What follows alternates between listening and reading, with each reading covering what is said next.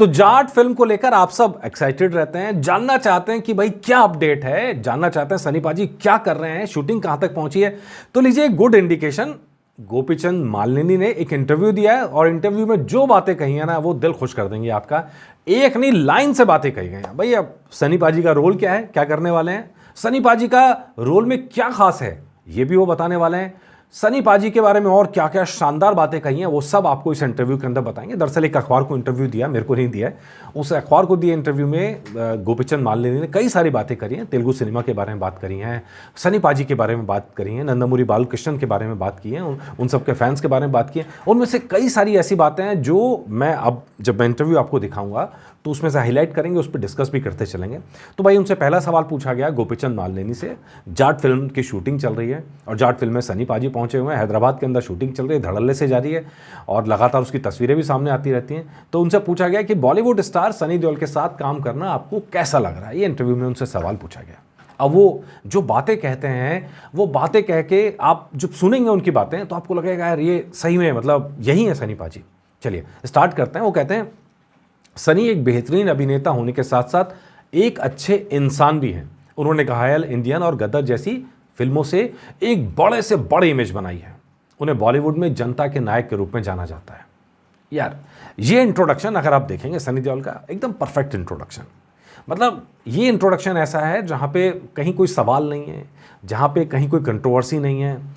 सनी देओल एक बेहतरीन इंसान है, इतने बेहतरीन इंसान है कि अगर वो किसी को डांट रहे होते हैं एयरपोर्ट पे तो न्यूज़ बन जाती कि यार सनी देओल ने डांट दिया। अब बाकी लोग जो मर्जी करते रहे, कोई फ़र्क नहीं पड़ता। इतने अच्छे इंसान हैं कि एक फिल्म का शॉट लीक हो जाए सड़क पे चलते हुए, बहकते हुए, तो पूरे देश में तहलका मच जाता है कि सनी देओल ने दारू पी ली। गजब है। ये यही बताता है कि सनी देओल की इमेज क्या है। उस इमेज से हटके कुछ होता है तो लोग सवाल करते हैं फिर। तो खैर उसको भी पॉजिटिवली लेना चाहिए। और उन्होंने कहा कि घायल, इंडियन, गदर जैसी फिल्मों से बड़ी इमेज बनाई है, मतलब लार्जर देन लाइफ इमेज है ये। मतलब एक ऐसी इमेज जो महानायक की इमेज है और जनता का नायक उन्हें बॉलीवुड में कहा जाता है। हालांकि सनी देओल खुद कहते हैं कि बॉलीवुड कुछ नहीं, हिंदी सिनेमा कहा कीजिए, लेकिन दिक्कत यह है कि ये शब्द चलन में इसीलिए बार बार इस्तेमाल होता रहता है। अब गोपीचंद मालिनी आगे क्या कहते हैं, उन्होंने कहा जब मुझे उनके साथ काम करने का मौका मिला तो मैंने इस बड़े प्रोजेक्ट के लिए हाँ कहने से पहले पलक भी नहीं झपकाई। वो बहुत पेशेवर थे, चीज़ों को बहुत तेज़ी से समझ लेते हैं और ऐसे अनुभवी अभिनेता के साथ काम करना आसान था। बॉलीवुड में मेरी पहली फिल्म होने के बावजूद मुझे अलग महसूस नहीं हुआ क्योंकि फिल्म की अधिकांश शूटिंग हैदराबाद और साउथ स्टेट्स में की गई थी। हाँ यार, ये एक्चुअली में बॉलीवुड की फिल्म तो आप कह रहे हैं, यहाँ हम लोग तो कह रहे हैं कि तेलुगु फिल्म है, पैन इंडियन फिल्म है। ठीक है जी, ये बॉलीवुड की फिल्म नहीं है, ये पैन इंडियन फिल्म बना रहे हैं गोपीचंद मालिनी, जो डेफिनेटली मुंबई की जगह हैदराबाद में ज़्यादा शूट हो रही है, जो तेलंगाना के अंदर ज़्यादा शूट हो रही है। तो ये एक ऐसी फिल्म बना रहे हैं।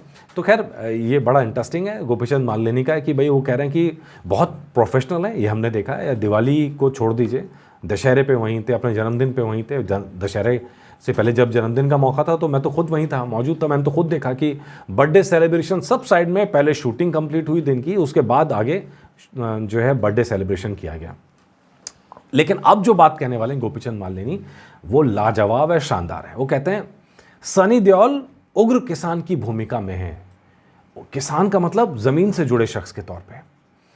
उग्र किसान मतलब अब जो एंग्री यंग मैन जिसके लिए हम सनी देओल को हमेशा से जानते हैं।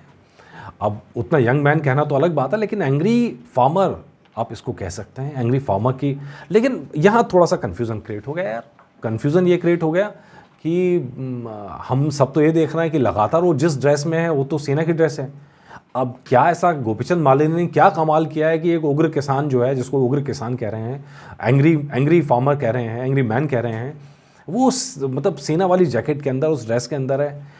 मतलब हो सकता है कोई कनेक्शन हो, पूरा खोला ना गया हो, लेकिन एक चीज़ तो खुल के सामने आ गई कि मतलब एक किसान का रोल कर रहे हैं, यानी ज़मीन से जुड़े शख्स का रोल कर रहे हैं। ये खास बात है। उसके अलावा जो बड़ी बात कही है वो बड़ी मज़ेदार है कि मसल्स दिखाने के अलावा फिल्म में उनकी पावरफुल पंच लाइन्स भी हैं। ये उनके फैंस के साथ साथ दर्शकों को भी रोमांचित कर देंगे। ये साउथ की खास बात है यार। मतलब यहाँ दिल खुश हो जाता है। एक्शन सीन है, लेकिन वो जानते हैं कि फैंस सनी पाजी में क्या देखना चाहते हैं, उसी पे काम किया है। वो ये भी देखना चाहते हैं कि सनी पाजी के अलावा, फैंस के अलावा जो बाकी लोग हैं वो भी तो फिल्म देखेंगे, उनको कैसी लगेगी। मतलब दोनों चीज़ों को देख के ये फिल्म के अंदर कम्बिनेशन क्रिएट किया गया है। तो सनी पाजी का पावरफुल एक्शन भी है और पावरफुल पंच लाइन्स भी हैं। जैसे हमने आपको पहले भी बताया था, इसमें हो सकता है कि आपको बहुत सारी पुरानी चीज़ें आपको यहाँ दिखाई दें और हैंडपम्प उखाड़ने वाला सीन की जगह या पंखा उखाड़ने वाला सीन आ गया। लेकिन कुछ ऐसी चीज़ें और होंगी जो आपको हैरान करेंगी, चमत्कृत करेंगी, खुश करेंगी, क्योंकि बहुत सारे पुराने डायलॉग्स की शायद यहाँ री एंट्री होगी। किस फॉर्म में होगी ये अभी आगे देखते रहेंगे तो उसको पता चलेगा। उनसे आगे सवाल किया गया गोपीचंद मालनेनी से, आपने तेलुगु जननायक बालकृष्ण के साथ भी काम किया और वीरसिम्हा रेड्डी से सफलता का स्वाद चखा। यहां आप जो बात कर रहे हैं गोपीचंद मालनेनी, सही में लाजवाब है, शानदार है। अब सुनिए आप जरा ध्यान से। बालकृष्ण गारू के साथ काम करना हमेशा शानदार होता है। वो बहुत खुश मिजाज हैं और बहुत प्रोफेशनल भी हैं।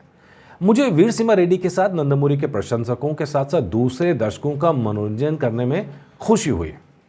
ये यार यही खास बात में तेलुगु सिनेमा की कह रहे हैं ना, कि दोनों तरफ का ध्यान रखते हैं। फैंस का भी, भाई फैंस को जो चाहिए वो भी मिले और बाकी ऑडियंस को जो चाहिए वो भी मिले। दरअसल मुझे सनी पाजी और बालकृष्ण गारू के बीच कुछ समानताएं नजर आती हैं।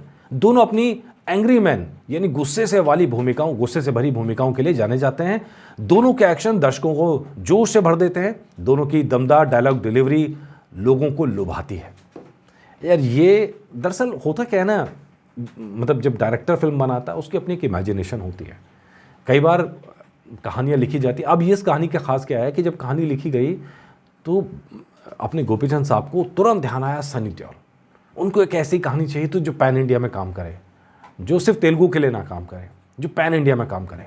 तो ऐसी कहानी उन्हें मिली। उसके लिए अगर कोई चेहरा उन्हें ध्यान आया तो सनी पाजी का ध्यान आया।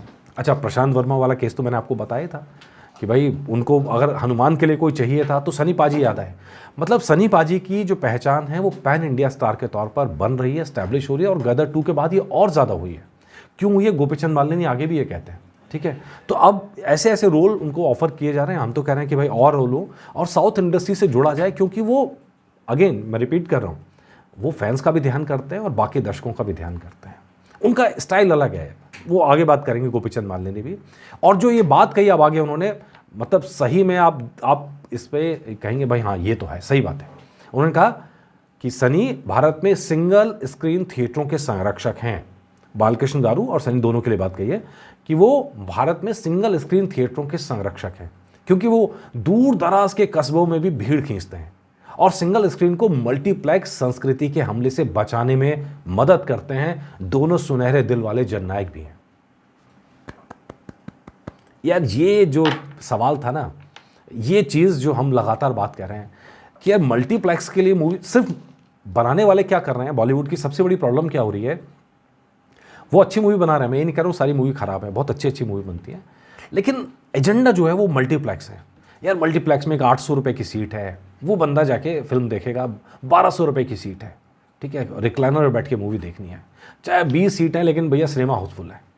मतलब वो जो क्लास है कि जो सैटरडे संडे जाके मूवी देख लेते हैं, बेसिकली उनका फोकस उनके ऊपर है। मैं ये नहीं कह रहा हूँ गलत है, एक व्यूअर का तबका वो है।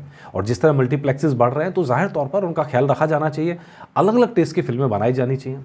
लेकिन इस चक्कर में क्या होता है कि देश की जो अपनी संस्कृति है, कल्चर है, इवन सिंगल स्क्रीन जो है, जो गांव गांव फैला हुआ, उनको सबको भूल जाते हैं। मतलब उनकी पसंद की मूवी बनाते ही नहीं है, और बनाते ने जब बनाने की कोशिश करते हैं तो इतनी नकली बनाते हैं कि वो पसंद ही नहीं आती। क्यों? क्योंकि उसके लिए एक ऐसा बंदा चाहिए जो भीड़ से कनेक्ट कर सके, जो भीड़ जैसा दिखे, जो भीड़ को अपने साथ लेके चल सके। और यहाँ सनी पाजी का नाम लिया और बालकृष्ण गारू का नाम लिया, और गोपीचंद मालनेनी यही काम कर रहे हैं अपनी फिल्मों के जरिए, मास फिल्में बना रहे हैं। ठीक है जी। उसके बाद ये इंटरव्यू आगे बढ़ता है, पूरे भारत में चल रही तेलुगु फिल्मों के बारे में आपकी क्या राय है।